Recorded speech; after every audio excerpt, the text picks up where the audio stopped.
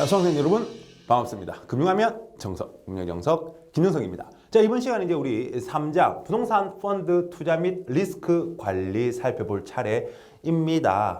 이 부분 이제 살펴볼 거고, 여기서는 이제 어떤 내용에 대해서 알아봐야 되느냐라고 하면, 일단 첫 번째 거시경제 변수와 부동산 가격과의 관계입니다.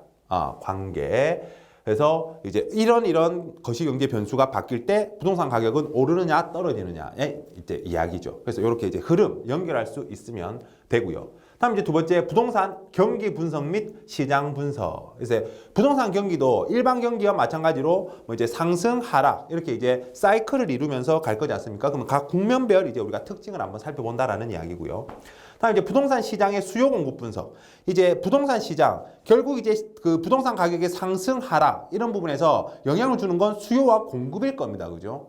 가격을 결정하는 핵심은 수요와 공급인데, 어떻게 하면 이제 수요를 이제 상승시킬지 하락시킬지, 공급을 상승시킬지 하락시킬지, 그리고 더 그 이전에 수요 요인은 뭐가 있는지, 공급 요인은 뭐가 있는지, 이런 것들 구분하는 이야기. 그리고 이제 부동산 시장과 정부의 정책, 아무래도 이제 부동산이라고 하는 것은 아무래도 이제 전 국민 대상으로 뭔가 시장이 실패했을 때나 아니면 독과점 이런 것들이 발생했을 때 피해가 큰 부분이다, 그죠? 그렇기 때문에 이제 정부가 개입하는 이제 그 근거가 되죠. 그래서 정부가 개입할 때 어떤 형식으로 어떤 정책을 펼쳐서 개입하느냐, 그래서 부동산 가격에 직접적으로 영향을 주느냐, 아니면 간접적으로 영향을 주느냐, 그런 이제 정책들에 대한 이야기.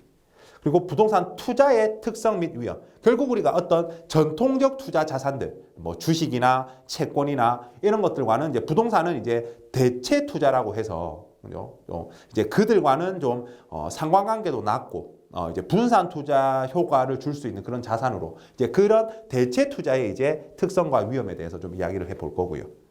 그리고 이제 부동산 펀드의 유형별 리스크 유형은 사실 이 부분에 있는 내용이에요. 그러니까 여기서도 시험에 나올 수 있는데 결국 앞에 영업 실무 부분에서 다 살펴본 겁니다. 그래서 우리가 실물의 부동산, 증권형, 그러니까 실물의 부동산 안에서도 임대형, 그 다음에 개발형, 뭐 계량형, 경목매형, 그죠? 그리고 이제 PF형 이런 것들이 갖는 어떤 리스크. 그러니까 위험 및 점검 사항이 있었다, 그죠? 그 이야기예요. 그래서 여기서 따로 살펴보지는 그 세부 내용을 또 살펴보지는 않고 그 앞에 내용을 참고로 이제 하시면 되겠습니다. 자, 그럼 먼저 우리 이제 거시경제 변수와 부동산 가격과의 관계 살펴보도록 하겠습니다. 이건 근데 외운다라기보다는 이렇게 되면 이렇게 되니까 이렇게 되구나. 이런 어떤 흐름을 아시는 게 더 중요할 것 같아요. 그럼 이제 시험에 더 공부하는데 수월하겠죠. 시험 공부하는데. 자, 이제 경제 성장입니다. 자, 경제가 성장하게 되면 이제 회사들이 직원도 많이 쓸 거고, 그죠? 직원도 많이 쓰면 기숙사도 많이 필요하고, 뭐 이런 식이 될 거고, 아니면 그쪽이 이제 회사가 있는 쪽으로 이사를 해가지고, 이사를 하게 되면 또 부동산 수요가 또 필요할 거고, 그죠? 그래서 임대 수요가 증가하게 되더라. 여기서는 또 이제 일반적인 이야기예요. 꼭 그렇다라는 게 아니라, 그죠? 그래서 임대 수요가 증가하게 되면 당연히 임대료가 증가하게 되고, 그죠? 임대료가 올라가게 되면은 부동산 가격도 비싸지게 되겠다. 그래서 경제가 성장하게 되면 부동산 가격도 올라가게 되겠다라는 이제 결론이고요. 두 번째, 이거는 이제 우리가 자산 효과라고 하는데, 내가 이제 부자가 된 것과 같은 느낌이 들더라는 거죠. 즉, 부동산 가격이 비싸지게 되면, 우리 집이 비싸지게 되면, 우리 집 가격 올랐어. 라고 하면 사람들이 소비를 증가시키더라라는 거죠. 자산 효과라고 합니다. 일반적으로. 다음에, 이걸 이제 부동산 가격이 상승하면 이게 소비가 증가하게 되더라. 반대로 이렇게입니다. 다음에 이제 투자 같은 경우에 토지 가격이 상승하게 되면은 당연히 토지 사용량이 감소할 수밖에 없죠. 땅값이 비싸니까 많이 못 살 거고, 그죠? 사용량이 줄어들 수밖에 없어.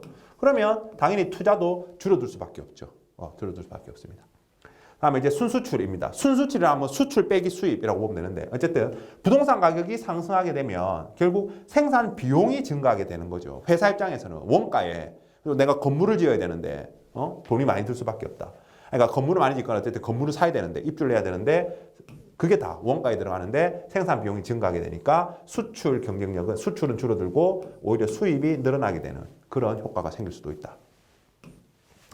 다음에 총 공급. 자, 부동산 가격이 상승하게 되면 근로 의욕이 저하하게 된대요. 근로자들이. 요즘에 뭐, 그죠? M4 세대 이야기 많이 하잖아요. 결혼 안 해. 집 안 사. 뭐 이러면서, 그죠? 예. 노동 생산성이 감소하게 되더라. 다음에 총통화. 그래서 통화량이 증가하게 되면 돈이 많아지면 물가가 상승한다 그죠? 돈의 가치가 떨어지니까 물가가 상승하게 되고, 그래서 부동산 가격도 이제 물건의 가격과 물건의 가격이니까 부동산 가격도 상승하게 된다. 다음에 이제 물가가 상승하게 되면 당연히 부동산 가격 상승하게 된다. 위에 있으니까. 그래서 만약에 내가 실물 부동산에 투자하고 있다라고 한다면 이런 인플레이션에 해지를 할 수 있겠더라라는 거죠. 다음에 이제 주가가 상승하게 되면, 자, 일반적으로 뒤에 나오겠지만 주가는 경기에 선행한다라고 이야기합니다. 경기에 선행한다. 왜냐하면 주가라는 것이, 주식의 가격이라는 것이 사람들이 이 회사 잘 될 거야, 앞으로 잘 될 거야 라고 하면서 지금 투자를 하잖아요. 앞으로 경기 좋아질 거야, 그럼 지금 주식 사야지 입니다. 그래서 주로 이제 주가는 경기에 선행한다. 그래서 주가가 오르고 나면 이따가 경기도 좋아지더라라는 거고, 그리고 이제 부동산 경기는 이제 경기가 좋아지면 사람들이 경기 좋다, 나도 좀 살만한데 집을 좀 옮겨볼까, 이런 생각. 아니면은 요즘에는 이제 동행, 그래서 같이 가든가 후행하든가, 부동산 경기는 일반 경기. 그러니까 주가가 오르면 결국 부동산 가격도 오른다라고 보시면 되는 거죠. 이렇게 이야기할 수 있는 거죠. 먼저 오르고 뒤에 오르고. 그다음에 이자율. 금리가 오르면 당연히 돈 빌리기가 힘들다 그죠? 그러면 주식이나 부동산과 같은 투자 상품에 투자를 안 해. 부동산 가격이 떨어진다라는 거죠. 반대로 또 금리가 오르면 은행에다가 다 넣어놓고, 그죠? 금리가 오르니까 은행에 이제 채권이나 이런 은행에 넣어놓고 주식이나 부동산 같은 거는 투자를 안 해. 가격이 떨어진다. 자, 요렇게. 그래서 크게 많이 어렵지는 않을 겁니다. 이게 따라가는 게. 그래서 시험에 이제 요렇게 가야 되는데 혹시 다르게 해놨다, 틀린 거 찾아낼 수 있는 시험 문제 아주 잘 나옵니다. 대비하시면 되겠습니다. 자, 그 다음에는 이제 우리 부동산 경기 분석입니다. 그래서 일반 경기도 우리가 사이클 이야기할 때 요런 이제 사이클 이야기를 하죠. 이제 한 주기라고 하죠. 그래서 뭐 정점에서 그 다음 정점까지, 또는 저점에서 그 다음 저점까지, 이거를 이제 우리가 한 주기라고 합니다. 주기, 사이클이라고 하죠. 사이클이라고 하고, 그리고 이제 우리가 정점에서 저점까지, 이거를 우리가 순환 진폭이라고 합니다. 뎁스, 깊이, 그죠? 진폭이라고 하죠. 그래서 정점에서 저점을 우리가 진폭이라고 하고, 정점에서 그 다음 정점, 또는 저점에서 그 다음 저점은 우리가 사이클, 주기라고 한다. 이런 말장난 조심하시고. 그래서 어쨌든 우리가 이제 이 주기가 있을 때 크게 두 개로 나누면 상승 국면과 하락 국면 이렇게 나눌 수도 있고, 네 개로 나누면 우리가 여기 나와 있지만 이제 여기가 호황, 여기가 1번 호황, 그다음에 여기가 이제 후퇴, 이제 정점이 이제 꺾인 거죠. 고점에서 고점 찍고 이제 꺾인 후퇴. 다음에 이제 거의 뭐 불황, 이제 침체, 그죠? 불황 국면. 그다음에 이제 저점 찍고 이제 회복하는 회복 국면. 이렇게 네 국면으로 이루어져 있다라고 이야기를 합니다. 그래서 요거 좀 외워두시고, 호황, 후퇴, 불황, 회복입니다. 그죠? 아니면 순서는 상관없죠. 회복, 호황, 후퇴, 불황 뭐 이렇게 이야기해도 되고, 그죠? 뭐 그건 순서는 상관없습니다. 어쨌든 저는 이제 사이클이라는 거, 이렇게 가는 사이클이라는 거 알아두시면, 시작을 뭘로 해도 상관없지만 어쨌든 회복 또는 호황으로, 그죠? 시작하면 되겠습니다. 자, 그리고 이제 각 국면별 특징 이제 아시는 게 중요하죠. 그래서 호황 국면에서는 이제 완전 좋은 거죠, 그죠? 경기가 완전 좋은 거예요. 그래서 어떤 거래가 활기를 띠고, 그죠? 거래가 활기를 띠고, 그래서 허가 신청도 급격히 증가하고, 많이 지을 거 아닙니까? 부동산 경기가 좋으니까 업자들도 엄청나게 지어댈 겁니다, 그죠? 그래서 허가 신청도 급격히 증가할 겁니다. 그럼 부동산 가격 계속해서 상승하는 국면이 바로 저 호황 국면이 되겠다라는 부분이죠. 그래서 여기서는 이제 매도자 우위 시장이다라고 이야기할 수 있습니다. 경기가 좋으니까, 그죠?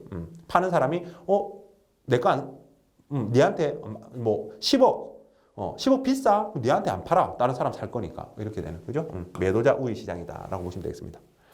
그 다음에 이제 정점 찍고 후퇴 국면입니다. 이제 하향세로 이제 전환되는 이제 국면이죠. 이게 이제 후퇴 국면이 이제 장기화되면, 그죠? 이런 게 이제 장기화되면 공실률이 점차해서 이제 상승할 겁니다. 공실률 상승. 이제 그렇게 보시면 되겠고. 그래서 우리가 매도자에서 이제 매수자 우위로 바뀌는 국면이다라고 이야기할 수 있죠.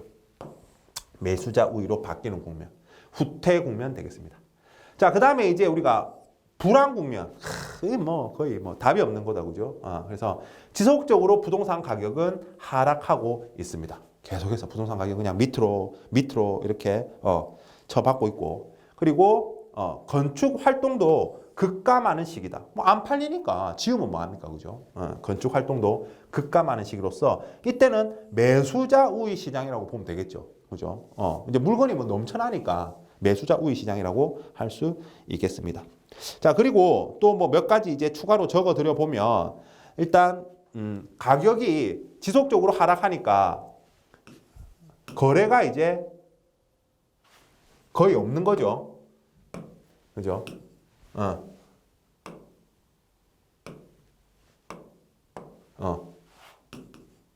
거래가 거의 없다라고 보면 됩니다. 그러니까 이제 매수자 우위 시장일 수밖에 없고, 거래가 거의 없고, 다음에 이제 일반적으로 이때는 또 거래가 거의 없을 때 금리가 상승하는 경향이 있더라.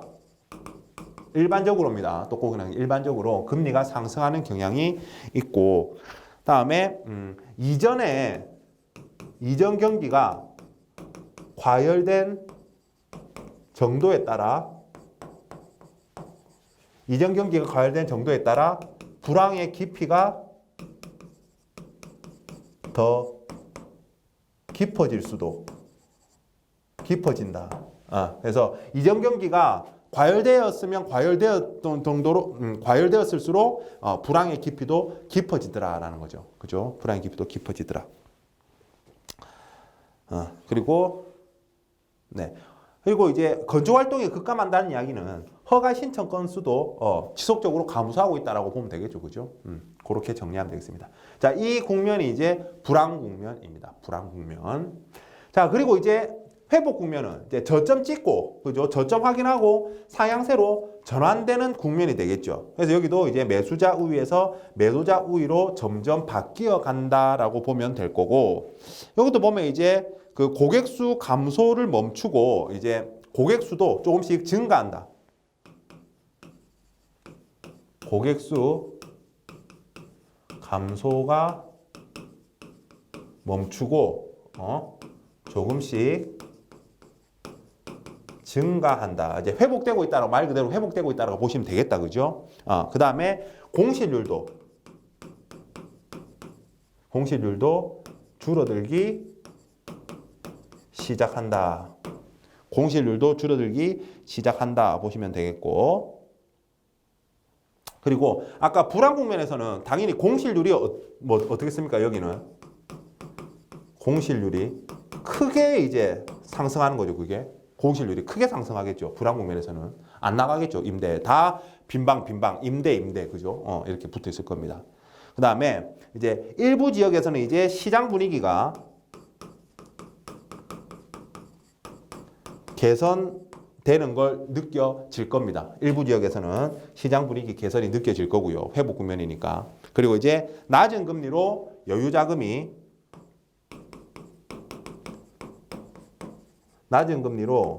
여유 자금이 부동산으로 흘러 들어갈 겁니다. 그죠? 흘러 들어갈 거예요. 자, 이렇게 보시면 되겠습니다.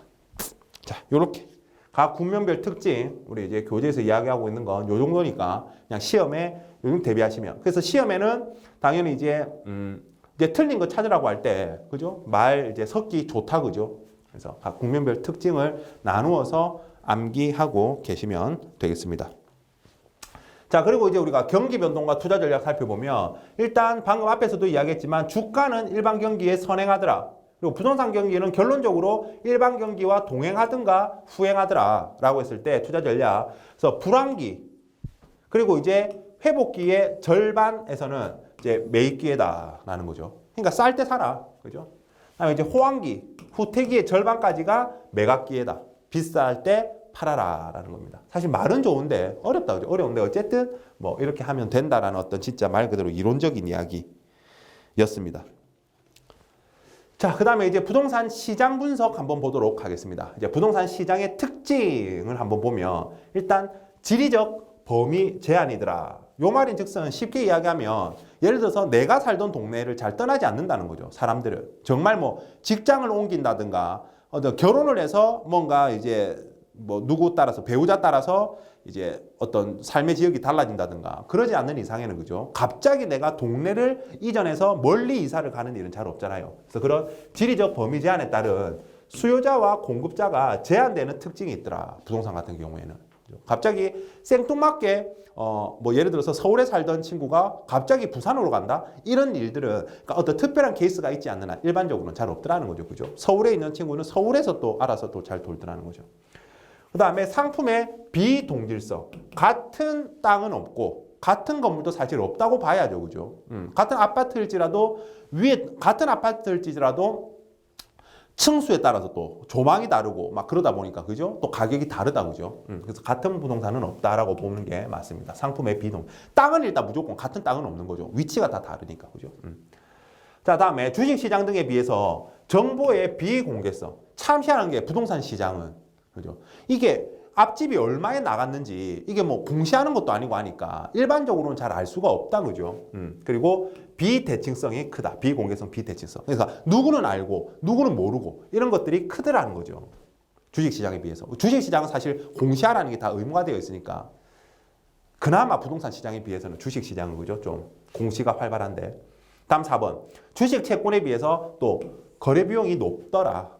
어쨌든 뭐 가격도 비싸기도 하고, 관련 또 세금, 취득할 때 세금, 보유하고 있을 때 세금, 또 팔 때 세금, 그죠? 부동산은 주식 채권은 또 꼭 그렇지는 않은데, 그죠? 그래서 높은 거래 비용입니다. 자, 이런 특징이 있더라. 특징 잘 숙지해 두시면 또 시험 문제 맞추기 좋으니까 정리해 두시면 되겠습니다. 자, 그리고 우리가 이제 이런 부동산 시장을 이제 분석을 하는데 이런 부동산 시장은 세 개의 하부 시장으로 구성되어 있다라고 우리가 이야기를 합니다. 이제 공간 시장, 그리고 자산 시장, 그다음에 이제 개발 시장 이렇게 세 개가 있다라고 이야기를 하거든요. 그 세 개의 시장이 유기적으로 돌아간다라고 보시면 돼요. 부동산 시장은 공간 시장, 자산 시장, 뭐 개발 시장 이렇게 있다라고 했을 때 공간 시장은 임대 시장이에요. 임대 시장. 임대가 이루어지는 그런 시장이고 자산 시장은 이제 매매가 되겠죠. 그러니까 여기서 임대 수요가 증가하게 되면은 당연히 부동산 가격이 올라가고 여기 이제 매매 가격에 영향을 주겠죠. 그리고 또 부동산 가격이 그래서 올라가면은 사람들이 많이 공급업자들이 많이 공급하려고 할 거 아닙니까? 그죠? 그러면 이제 부동산을 지을 거란 말이죠. 공급이 증가하게 되면 다시 이 공간 시장에 임대 부동산이 나타나게 되는 거죠. 그러니까 이렇게 이제 이 세 개의 시장이 유기적으로 이렇게 돌아가고 있다가 이제 핵심 결론이고 세부 내용을 한번 살펴보도록 하겠습니다. 그래서 먼저 첫 번째 하부 시장, 공간 시장입니다. 말 그대로 공간 이용에 대한 권리를 사고 파는 시장이다. 이런 이제 어떤 개념적, 추상적 시장이라고 보시면 되겠어요. 그래서 같은 말로 임대 시장이다. 그래서 자, 공간에 대한 수요와 공급에 따라서 이제 이 임대료와 점유율이 결정될 거다. 그죠? 임대료와 점유율이 결정될 거다. 수요와 공급에 따라서. 그리고 이 수요라는 것은 결국 지역 및 국가 경제 상황에 가장 크게 영향을 받게 된다. 그래서 경기가 좋으면 공장들이 활발히 될 거고 직원들도 많이 필요할 거고 그러면은 아까 봤지만 그죠? 경기가 좋아지면은 임대 수요가 증가하게 된다. 그죠? 그러니까 그 이야기고요. 다음에 이제 공급 같은 경우에는 건설하여 완공되는 물량에 따라서 결정된다. 그러니까 이 개발 시장에서 개발되어서 공급되는 그 물량에 따라서 공급은 결정될 거다라는 부분입니다. 공간 시장입니다. 가장 크게 영향을 받는 건 지역 및 국가 경제 상황입니다. 수요가. 그렇게 외워두시면 되겠어요. 자, 그리고 이제 자산 시장입니다. 자산으로서 부동산을 사고 파는 시장이다라는 거죠. 부동산 사고 파는 시장. 자, 그리고 이제 부동산 시장 가격 예측이라고 해서 직접 환원법을 하나 예를 들고 있습니다. 그래서 직접 환원법에서는 시장 가격은 현금 흐름 나누기, 시장 요구, 자본 환원율, 뭐 쉽게 이야기하면 뭐 기대 수익 정도 되겠죠. 기대 수익. 시장에서 이 부동산에 투자했을 때 기대 수익. 그러니까 내가 현금 흐름이 예를 들어서 어떤 부동산에서 10억 정도, 1년에 10억 정도 예상이 되는데 내 기대 수익이 10%다. 0.1. 그러면 이 부동산은 100억 정도가 적정하다라는 거죠. 100억 정도가 적정하다. 이렇게 구하는 게 바로 요 직접 환원법. 이란 이야기입니다. 근데 요거를 기대 수익이라 하지 않고 이야기를 시장 요구 자본 환원율이라고. 어쨌든 이제 시장 가격이니까. 그죠? 시장 가격이니까 시장에서 요구하는 자본 환원율, 뭐 기대 수익 정도 이야기할 수 있겠습니다. 그래서 이 부분도 뭐 예를 들어서 만약에 금리가 시중금리가 하락하게 되면 다른 어떤 투자 자산의 기대 수익도 하락하게 되죠. 다른 투자 자산의 기대 수익도 하락하게 될 겁니다. 그러면 다른 투자 자산의 기대 수익도 하락하게 되면 그러면 당연히 이 부동산의 시장 요구 자본 환원율도 하락할 수밖에 없는 하락하게 되는 뭐 이런 또 흐름을 우리가 볼 수 있는 거죠. 그죠? 일반적으로 뭐 이렇게 보겠습니다. 자, 뭐 그렇게 보시면 되겠고 그리고 수요와 공급에 따라서 해당 시장의 시장 요구 자본 환원율 수준이 결정될 거다. 그죠? 아무래도 그러니까 부동산 가격 그러니까 요게 아니더라도 그죠? 결국 시장 가격 그러니까 이거는 시장 가격에 영향을 줄 거니까 그죠? 결국 시장 가격이라는 것은 수요와 공급에 의해서 결정될 거잖아요. 그죠? 결정될 거다. 그래서 공간 시장의 임대료와 점유율에 따라서 자산 시장의 현금 흐름이 결정될 거다. 공간 시장의 임대료와 점유율에 따라서 자산 시장의 현금 흐름이 결정된다. 그러니까 이제 유기적으로 연결되어 있는 거죠. 그죠? 연결되어 있습니다. 자, 그렇게 보시면 될 것 같아요.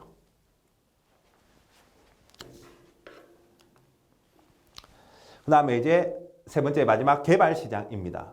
개발 시장에서는 어떤 이제 짓는데 들어가는 원가보다 시장 가격이 더 비싸면 당연히 투자가 결정될 거고 그럼 이제 개발하겠죠. 그러면 공간 시장에 새로운 임대 공간이 제공되고 그럼 자산 시장에는 또 새로운 자산이 제공되는 거다라는 거죠. 그래서 이제 최종적으로 분석.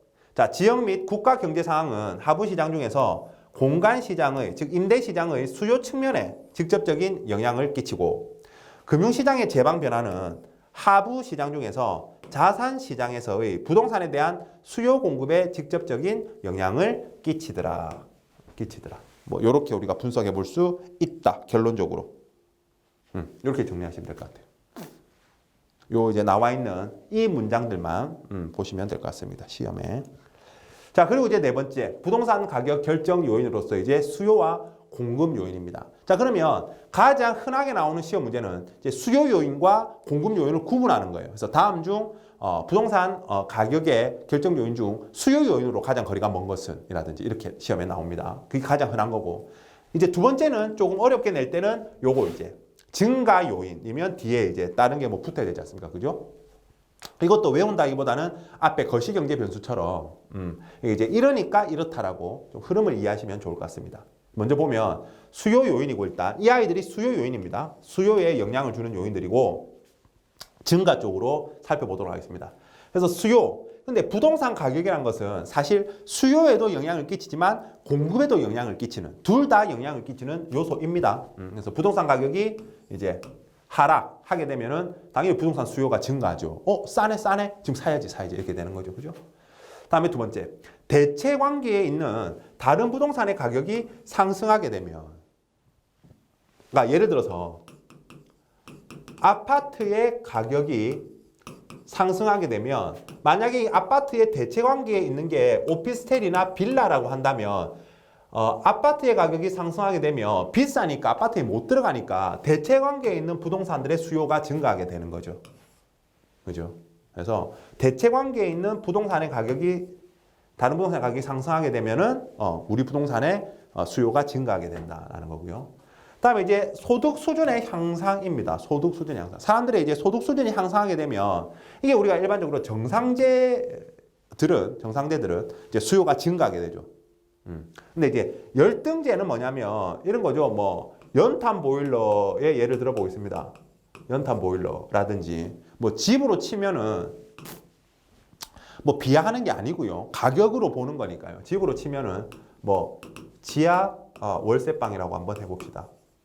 지하 월세방 빛이 들어오지 않습니다. 이런 것들이 이제 열등. 이런 것들 사람들이 보면 소득이 증가하게 되면은 오히려 수요가 감소하게 되죠. 그죠? 이런 걸 열등제라고 하죠. 근데 반대로 뭐 이제 30평 이제 아파트 수요가 증가하게 그 소득이 증가하게 되면 사람들은 깨끗한 새 아파트에 들어가려고 한다. 이런 것들 수요가 증가하게 되잖아요. 그죠? 정상제, 소득 수준의 향상, 정상제 수요가 증가하게 된다라는 겁니다. 열등제는 오히려 수요가 감소하게 되죠. 다음에 이제 대가족에서 이제 핵가족화가 된다던가. 그리고 인구가 증가하게 되면은 당연히 부동산 수요가 증가하게 될 거고. 그다음에 이제 정부에서 대출 정책의 변화. 그래서 아까 앞에 잠깐 이야기했던 DTI나 LTV는 비율을 낮춰주면은 아니죠. DTI와 LTV는 그 비율을 증가시켜주면은 그만큼 돈을 더 빌릴 수 있어요. 그만큼 돈을 더 빌릴 수 있으니까 부동산에 투자할 수 있으니까 수요가 증가하게 되는 거죠. DTI와 LTV 비율을 증가시키면 어쨌든 이런 대출 정책의 변화에 따라서 수요가 이제 그러니까 변화를 이제 이렇게 변화시켜야 증가하겠죠. 다음에 소비자의 기호 변화에 따라서 그래서 예를 들어서 이제 과거에는 또 대형 평수를 싫어해서 중소형 평수가 또 인기가 있었어. 근데 요즘에는 이제 또다시 대형 평수의 인기가 증가하고 있으면 대형 평수의 부동산의 수요가 증가하게 되겠죠. 이런 식으로 그때 소비자의 기호에 따라서 기호에 맞는 부동산의 수요가 증가한다라는 이야기고, 그다음에 가격 상승에 따른 기대 심리가 있다면 당연히 수요가 증가하게 될 거고, 그다음에 금리가 하락하게 되면 돈을 빌릴 수 있으니까 잘 빌릴 수 있으니까 또 수요가 증가하게 되겠죠. 자, 이런 것들이 이제 수요 요인이자 수요 증가 요인이 되겠습니다. 이렇게 보시면 되겠어요. 그 다음에 공급 요인 보도록 할게요. 공급도 상승으로 보도록 하겠습니다. 상승. 그래서 부동산 가격, 아까 이거는 수요 요인이자 공급 요인이다 그랬다 그죠? 부동산 가격 상승하거나 아니면 상승이 기대되면 공급도 증가하겠죠. 당연히 업자들도 그죠? 그리고 공급자 수가 증가하면 당연히 업자들이 많아지면 그죠? 공급이 증가할 거고. 그리고 건설 비용이 감소하면 또 공급이 증가하게 똑같은 돈으로 많이 지을 수 있으니까. 마찬가지 기술 수준이 향상되면 또 똑같은 돈으로 더 크고 안전한 집을 더 많이 지을 수 있으니까 역시 공급 상승 요인이다. 그래서 공급 요인은 딱 우리 수요 요인과 딱 봐도 뭔가 구분이 된다 그죠? 그래서 수요 요인과 공급 요인을 구분하시고 제가 다 이제 상승으로 다 맞춰놨다 그죠? 상승으로 또 요인들 정리해 놓으시면 되겠습니다. 그래서 부동산 가격이라는 것은 결국 우리가 이제 수요와 공급이 일치하는 곳에서 그래서 우리가 공급 곡선, 수요 곡선 이렇게 했을 때 이 둘이 만나는 여기가 이제 가격이고 양이라고 했을 때 여기를 우리가 이제 균형 가격이라고 한다 그죠? 여기서 이제 결정되는데 만약에 부동산 가격이 여기에 있다라고 한다면 균형 가격보다 비싸다라는 이야기다 그죠? 가격 세로축이 가격이니까 비싸면 어떻게 됩니까? 사람들이 안 사죠. 안 사. 대신 많이 팔려고 하겠죠. 공급이 증가해. 공급이 증가하니까 다 자연적으로 가격이 떨어지겠죠. 그럼 다시 균형 가격으로 돌아올 거고. 만약에 가격이 갑자기 어떤 뭐 변수들에 의해서 여기에 있다.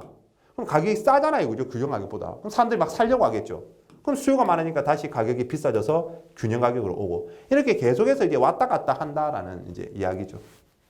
그래서 균형 가격 및 거래량. 수요 곡선과 공급 곡선이 교차하는 점에서 균형 가격과 거래량이 결정된다. 그래서 균형 가격보다 하락하게 되면은 초과 수요가 발생해서 균형 가격으로 회복될 거고, 결국 가격이 올라서 회복될 거고, 균형 가격보다 상승하게 되면 초과 공급이 발생해서 결국 가격이 하락해서 균형 가격으로 회복할 거다. 이렇게 정리해 두시면 되겠습니다. 자, 그러면은 이제 우리 부동산 관련 정부 정책입니다. 정부 정책. 자, 부동산 시장은 이제 독과점, 업자에 의한 독과점이라든지 혼자 다 해먹는, 그죠? 아니면은 이제 외부 효과. 외부 효과는 뭐냐면 자신의 경제 활동으로 인해서 다른 어떤 경제 주체의 경제 활동에 뭐 긍정적이나 부정적으로 영향을 끼치게 되는 걸 외부 효과라고 합니다. 그러니까 예를 들어서 이제 쓰레기 소각장의 예를 잘 들죠. 그래서 쓰레기 소각장을 내가 만들었다라고 했을 때 나는 이제 나를 위해서 쓰레기 소각장을 만들었는데, 그죠? 또 주변 사람들한테는 안 좋은 효과. 그러니까 부동산 가격이 떨어질 수밖에 없죠. 그런 게 들어오게 되면. 그래서 그런 걸 들어오면 반대하겠죠. 뭐 님비 현상이라고 하잖아요. 그죠? 어쨌든 그런 외부 효과. 그다음에 정부의 비대칭성. 이런 이유로 부동산 시장이 실패하더라라는 거죠. 그래서 정부는 이러한 시장의 실패, 그리고 안정, 그리고 형평성 증진의 이유로 시장에 개입한다라는 거죠. 이것들을 근거로 시장에 개입합니다. 그래서 정부 정책은 수요 정책, 수요를 건드리겠다. 공급 정책, 다음에 가격 정책, 조세 정책으로 구분할 수 있겠다라는 겁니다. 그래서 보면 자 이렇습니다. 이것도 앞에서 제가 이야기했지만 가격에 간접적으로 영향을 주느냐, 가격에 직접적으로 영향을 주느냐 이렇게 이제 구분. 그래서 가격에 직접적인 영향을 주는 것, 이름 그대로 말 그대로 가격 정책입니다. 그래서 임대료 상한제, 임대료 여기까지 받아라. 분양가 상한제, 분양가 여기까지만 받아라. 그죠? 그래서 이 분양가 상한제에 또 문제점이 막 나왔죠, 그죠? 그래서 막 분양가 상한제 하니까 로또 분양 이런 게 많아가지고 막 청약이 과열되고 막 부동산 투기로 또 막 부동산 가격이 상승하고 어쨌든 이제 가격에 직접적인 영향을 끼치는 겁니다, 그죠? 요거는 말 그대로 가격을 직접 손대는 거고. 이제 간접 정책은 수요 공급 조세 정책은 이제 간접 정책인데 그 정책으로 통해서 이제 부동산 가격에 이제 영향을 줄 수 있도록 그죠 하는 부분들입니다. 어쨌든 있어 두 개 구분하면 되겠고, 그래서 요것만 구분하기는 쉽다 그죠. 간접 정책과 직접 정책은 구분하기는 쉽습니다. 자 그리고 이제 간접 정책은 수요 정책은 보면 이제 수요에 영향을 주는 건데, 자 금리 조절, 우리 기준금리 조절해서 금리를 낮춰주면 수요가 증가한다 그죠. 그래서 기준금리 조절이라든지 부동산 담보 대출 규모, 그래서 LTV와 DTI를 상승시켜주면 수요가 증가한다 그랬다 그죠. 다음에 연말 정산할 때 세제 혜택을 많이 주면 또 부동산, 그러니까 부동산을 사는데 대출을 받을 거 아닙니까? 그 대출 원금이나 이자에 대해서 이제 소득공제 효과라든지 세액공제 효과를 주면 당연히 사람들이 또 부동산에 투자하겠죠. 그럼 이제 세제 혜택이라든지, 그다음에 임대료 보조 제도, 이런 것들이 이제 수요 정책이고 가격에 간접적으로 영향을 주는. 직접 부동산 가격을 조절하는 게 아니잖아요, 이건 그죠? 그렇고, 다음에 이제 공급 정책입니다. 공급업자들한테. 그래서 용도 지역이라든지 우리 용도 지구 뭐 이런 게 있다 그죠? 그래서 밀도를 조절한다. 그래서 이런 거를 완화시켜주면 이제 더 많이 지을 수 있을 거고, 업자들이 더 많이 지을 수 있을 거니까 공급이 늘어나겠죠. 개발 제한국은 마찬가지입니다. 우리 그린벨트를 풀어주면 거기다가 더 지을 수 있으니까 공급이 늘어날 겁니다. 그죠? 이런 거를 통해서 조절하겠죠. 택지 개발 사업 마찬가지고요. 도시 개발 사업, 정비 사업 마찬가지입니다. 그렇게 이제 정부에서 시행을 하면 그만큼 공급업자들이 더 공급을 늘린다라는 부분이고요. 다음에 이제 조세 정책입니다. 그래서 취득세, 재산, 이거 취득할 때 세금, 부동산, 그죠? 부동산을 갖고 있을 때 세금, 부동산을 팔 때 세금, 또 뭐 개발할 때 개발 부담금, 이런 것들을 낮춰주게 되면은 이제 이제 또 가격에 또 영향을 끼치겠다, 그죠? 조세 정책 낮춰주거나 높이게 되거나 하면.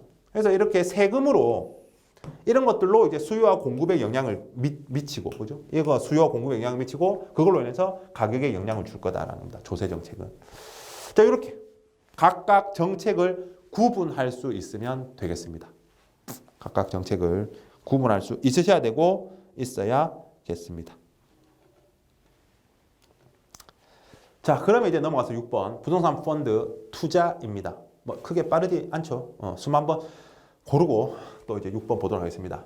자, 우리가 부동산에 투자할 때 역시 직접 투자와 당연히 간접 투자, 그죠? 그래서 직접 투자의 경우 나에게 전문 지식과 높은 위험, 큰 비용을 요구할 거다 나에게, 그죠? 하지만 이제 우리가 간접 투자, 부동산 펀드에다 투자하면 내가 적은 비용으로 비싼 부동산에 투자할 수도 있고 분산 투자의 효과도 있고 여러 가지 뭐 장점들이 있다 그죠. 그래서 이에 반해 부동산 펀드, 즉 간접 투자의 경우 집합 투자 업자에게 의존하며 비용 역시 소규모 투자가 가능하다. 뭐 이 정도 충분히 받아들일 수 있으실 거고. 자, 이런 이제 투자를 할 때 부동산 펀드나 부동산 투자를 할 때 고려해야 될 사항이 있는데, 일단 첫 번째, 첫째도 둘째도 부동산은 뭡니까? 일단 입지다. 입지. 어디에 있느냐? 어디에 있느냐? 제일 중요하죠. 그죠? 어떻게 우리 저기 섬 지역이냐, 아니면은 저 38선 밑에, 38선이라고 너무 옛날 사람 같습니까? 군사 분계선 밑에 있느냐, 예? 어쨌든 입지 어디에 있느냐, 아니 시내, 그죠? 시내 사거리에 있는, 홍대 입구 사거리에 있느냐, 그런. 그래서 핵심 지역에 속하는 우량 부동산이라면, 이제 홍대 사거리에 있는 빌딩, 가격 떨어지겠어요, 잘, 그죠? 그래서 시장이 좋으면 많이 오르고, 반대의 경우라도 하락폭이 적더라라는 거. 그죠? 그래서 입지가 그만큼 중요하다라는 겁니다. 자, 그리고 이제 두 번째로 보면 이제 부동산의 용도도 꽤 중요하죠. 왜냐하면 입지적 특성에 부합하는, 그래서 1급지, 2급지에 따라서 또 이걸 내가 뭐 호텔로, 그러니까 1급 지역에 있는 호텔이냐, 2급 지역에 있는 호텔이냐, 뭐 그런 그 입지적 특성에 부합하는 용도의 부동산, 이런 것들을 잘 체크해 봐야 될 거고, 그러니까 투자 대상에 대해서 이렇게 이제 분석을 해 봐야 될 거고, 그 다음에 이제 시장도 분석해야죠. 지금 경기가 좋으냐, 안 좋으냐. 그죠? 경기도 특히 또 이 대형 아니면 소형 아니면 주거용은 어떻고 상업용은 어떠냐, 그런 부동산 시장을 좀 살펴봐야 될 거고, 그리고 집합투자업자의 역량을 살펴봐야 되겠죠. 부동산 펀드니까. 그죠? 그래서 역량을 살펴볼 때는 과거의 운용 실적 일단 제일 먼저 살펴봐야죠. 근데 과거의 성과가 얼마인지, 그걸 미래의 어떤 성과를 참고해 볼 수 있을 거잖아요. 그죠? 그래서 이 부분은 투자를 실행한 연도를 고려해야 될 거다. 당연히. 투자를 실행한 연도, 수익률을 고려해야 될 거다. 다음에 관련 업계의 평판. 그래서 일반 투자자들의 평판보다는 사실 전문가는 전문가들이 더 잘 알 거지 않습니까? 그죠? 그래서 그 집합투자업자나 그 펀드 매니저에 대해서 주변 동료들의 평판은 어떤지 살펴볼 필요가 있고, 그다음에 운용 인력의 이직률, 이것도 그죠? 뭔가 빈번하게 이직률이 높다, 그러니까 빈번하게 이동이 있다, 펀드 매니저가 계속 바뀐다, 뭔가 이상하잖아요. 그죠? 그래서 그것도 안정적인 성과에 당연히 영향을 미치겠죠. 누가 하나가 책임지고 그 펀드를 끼고 앉아가지고 계속 운용하는 거랑 계속 운용 인력이 바뀌는 거랑 당연히 그죠? 다를 거다. 그죠? 다음에 집합투자업자의 강점 분야를 확인 후에 맞춤 투자를 하자. 모든 잘하는, 그러니까 잘하는 집합투자업자는 모든 분야에서 투자를 잘한다. 틀린 문장이죠. 그죠? 틀렸다라고 할 수 있어요, 진짜. 왜? 모든 걸 잘하는 사람이 있습니까? 그죠? 자기의 강점 분야는 무조건 있을 겁니다. 우리가 애널리스트들도 마찬가지죠. 그래서 자기 어떤 중점 분야, IT, 그다음에 아니면 금융, 뭐 조선, 다들 자기의 강점 분야가 있어서 그 분야 위주로 이제 하는 게 맞죠. 마찬가지입니다. 그죠? 그래서 이런 부분들을 살펴보자라는 부분입니다. 그죠? 그래서 뭐 이런 것들입니다. 시장에서 수요하고 공급, 그래서 수급, 임대료 뭐 이런 것들을 고려하면 되는 거고. 됐습니다. 자, 그 다음에 또 고려해봐야 될 사항, 네 번째, 해당 펀드의 기대 수익률입니다. 내가 이 펀드에 투자했을 때 어느 정도의 수익을 올릴 수 있을 것인가. 그래서 우리는 일반적으로 운용 수익에다가 처분 이익을 더해가지고, 그러니까 쉽게 이야기하면 월세랑, 그죠? 다음에 매매 차익, 그죠? 여기에다가 이제 우리가 할인율을 적용해가지고 기대 수익률을 산출하게 되겠다. 자, 그리고 이제 장래 수익에 대한 다양한 가정을 적용해가지고 시나리오별 기대 수익률을 판단하는 게 필요하다. 왜? 일이 어떻게 될지 모르니까. 그러니까 경기가 좋아졌을 때, 안 좋아졌을 때, 아니 좀 세부적으로 막 이렇게 됐을 때는 이런 정도의 수익률, 저렇게 됐을 때는 또 저런 수익률이 나올 거니까 그런 것들을 상황에 따라 가지고 잘 판단을 해서 이제 맞다라고 하면 투자를 해야 된다는 겁니다. 그다음에 투자자 부담 비용입니다. 비용. 왜 비용이 비싸지면 나 이게 불리한 거니까. 그래서 판매 보수는 얼마냐 또 체크해 볼 필요가 있죠. 그래서 펀드 순자산 가치의 1% 이내이니까, 그죠? 우리 보일러 기억나시죠? 보일러 수수료 안락 수익, 그래서 판매 보수 펀드 순자산 가치의 1% 이내에 받습니다, 그죠? 그다음에 이제 운용 보수 같은 경우에는 부동산 펀드는 순자산 가치가 아니라 부동산 가액의 일정 비율 이내에 받습니다. 이걸 좀 조심해야 돼요. 부동산 가액입니다. 순자산 가치가 아니라. 그래서 뭐 돈을 많이 빌려서 부동산을 취득했을 때 순자산 가치는 낮을 수밖에 없다, 그죠? 많이 빌렸으니까. 그러면 그 이제 순자산 가치의 일정 비율이라고 생각하면 보수가 쌀 수도 있는데, 만약에 근데 부동산 가액이니까 내가 생각했던 보수보다 거의 2배 이상 차이가 날 수도 있죠, 그죠? 그러니까 부동산 가액의 일정 비율이라는 거, 운용 보수는 조심하시면 되겠습니다. 부동산 펀드는. 그다음에 이제 관련 세금 같은 것들 고려해야 되겠죠. 그리고는 뭐 투자 구조 같은 것들 고려하면 되겠습니다. 투자 구조. 그래서 뭐 부동산 펀드 같은 경우에는 그래서 시행사가 있고 직접 그 개발을 추진하는 이제 SPC, 그죠? SPC들이 있을 거고, 자, 이렇게 또 시공사가 있고, 이렇게 뭔가 구조가 복잡해. 또 돈도 누가 금융기관도 빌려주고, 아니면 뭐 시공사도 거기에 참가했고, 막 이상하게 이렇게 권리관계가 복잡할 수도 있으니까 부동산 펀드에서 투자하는 어떤 구조가 어떻게 되어 있는지, 이런 부분들도 살펴볼 필요가 있습니다. 이런 것들 체크하면 된다는 거죠. 투자할 때 고려 대상이었습니다. 자, 그리고 이제 요 부분 또 시험에 가끔 어떻게 보면 점수 주려고 내는 거죠. 그죠? 부동산 투자 전략인데 크게 4가지 전략이고요. 이제 안정적인 것부터 위험한 거 순서대로, 점점 위험한 거 순서대로 한번 읽어드리겠습니다. 자, 핵심 전략입니다. 부동산 투자할 때 핵심 전략은 뭐냐면 중심 지역이나 교통 요지 우량 부동산에 투자하는 거죠. 그래서 가장 보수적인 낮은 리스크를 감수하는 전략입니다. 대신 그냥 안정적인 수익을 기대하는 거죠. 그 다음에 이제 조금 이제 플러스 알파 수익을, 그래서 핵심 플러스 전략입니다. 핵심 전략보다는 다소 높은 리스크를 감수하고 또 다소 높은 수익을 추구하자라는 부분이죠. 어떻게? 입지 여건이 개선이 기대되는, 그래서 뭐 여기 지하철역 들어온다더라, 뭐 그런 게 기대되는 부동산에 투자하는 거죠. 그럼 안 들어오면 사실은 이제 땡이잖아요. 근데 이제 들어온다더라, 그런 거 믿고, 그러니까 조금 이제 약간 조금 더 위험, 그죠? 대신 또 조금 높은 수익인 거죠. 그 다음에 이제 우리가 가치 부과 전략, 중위험 고수익입니다. 이런 말들 이제 잘 조심하시면 되겠어요. 중위험 고수익. 그래서 이제 부동산 개량이라든지 이거는 아니면 재개발 투자를 실행하는 가치 부과 전략입니다. 그 다음에 제일 위험한 거 기회 추구. 그래서 완전 고위험 감수, 최고의 수익을 추구하는 전략입니다. 이건 아예 그냥 개발되지 않은 토지 등에 투자를 해서 이제 그죠? 개발까지 가는 뭐 그런 말 그대로 기회 추구 전략이 되겠습니다. 자, 이렇게 네 가지가 있고 구분하시면 될 것 같아요. 한 두세 번 정도 꼼꼼하게 읽으시면 되겠죠. 자, 이렇게 하면 우리가 이제 첫 번째 이제 그 투자와 관련해서는 좀 살펴봤고요. 그 다음에 리스크 관리 부분 살펴보도록 하겠습니다. 자, 이제 부동산 투자의 리스크 같은 경우에는 대체 투자, 그러니까 부동산 투자는 우리가 전통적 투자 자산들, 주로 이제 주식, 채권, MMF 이런 것들 이야기하죠. 그래 이제 전통적 투자 자산들과는 좀 다르다라는 거죠. 그래서 우리가 부동산 투자 이제 대체 투자의 한 종류라고 보는데 대안 투자라고도 합니다. 이제 전통적 투자 대산들의 대안이다. 대안 투자, 대체 투자. 특성 및 위험, 시험에 뭐 한 문제 딱 내기 좋죠. 그래서 일단 이런 것들은 전통적 투자 대상 자산보다는 투자 대상으로서는 역사가 짧더라라는 거. 길다 하면 틀리겠죠. 짧다.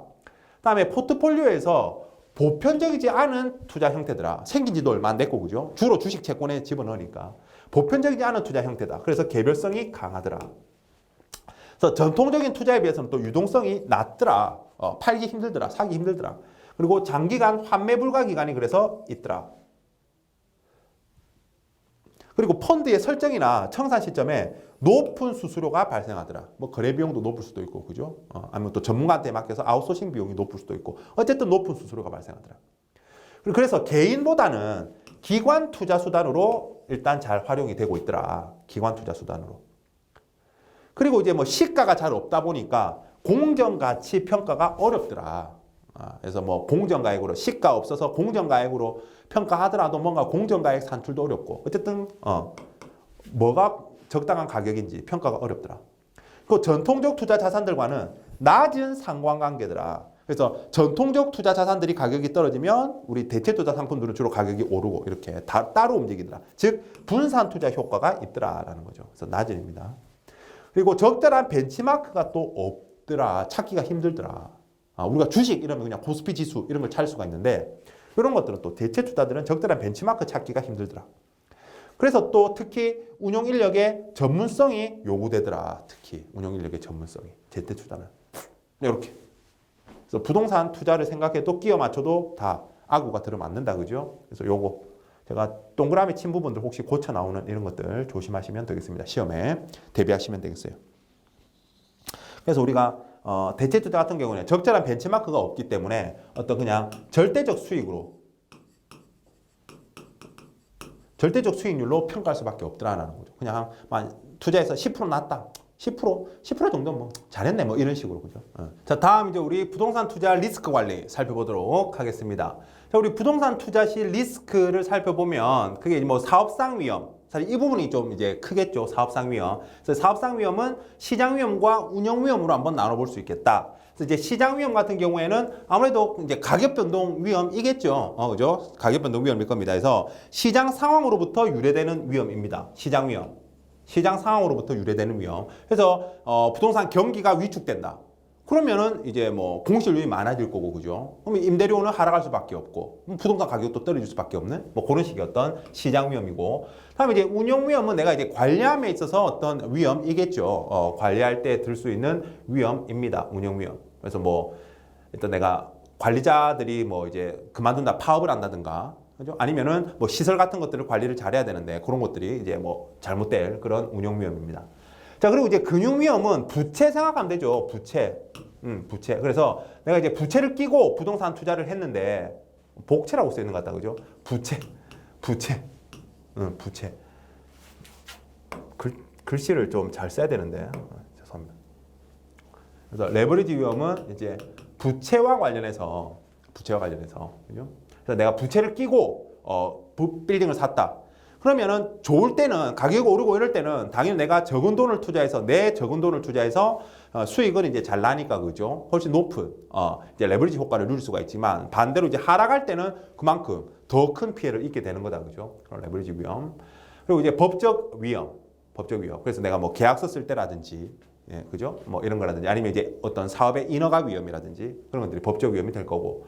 그다음에 인플레이션은 이제 부동산 실물이 아니라 그죠? 우리가 어떤 부동산 관련 대출 채권 같은 거에 투자를 할 때, 자 이거의 경우에는 이런 인플레이션 위험이 발생할 수도 있다라는 거고. 그럼 부동산은 이제 유동성 위험은 그죠? 생각해 볼 수 있는 문제죠.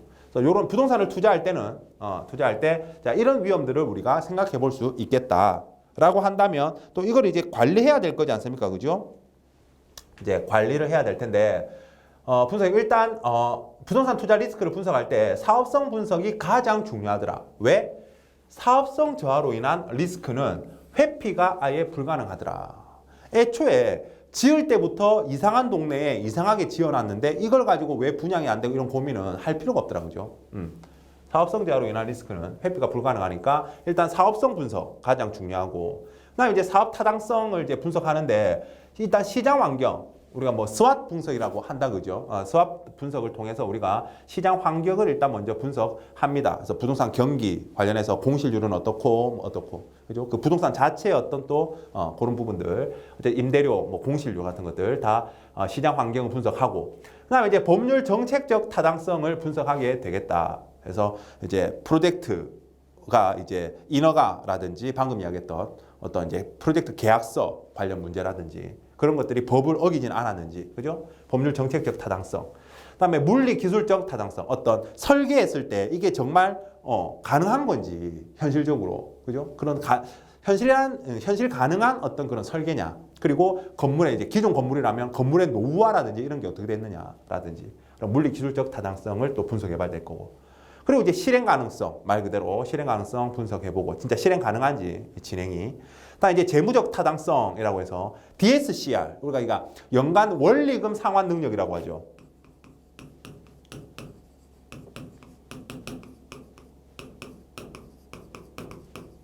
연간 원리금 상환 능력이라고 합니다. 그래서 어떤 영업 현금 흐름을 연간 영업 현금 흐름을 연간 원리금 상환액으로 나눈 거다, 그죠?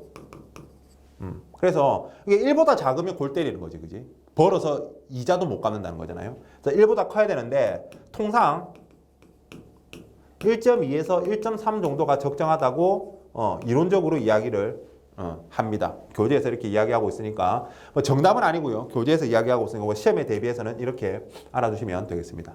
그리고 이제 IR 이런 거는 앞에서 내부 수익률 앞에서 한 내용이고, 그죠?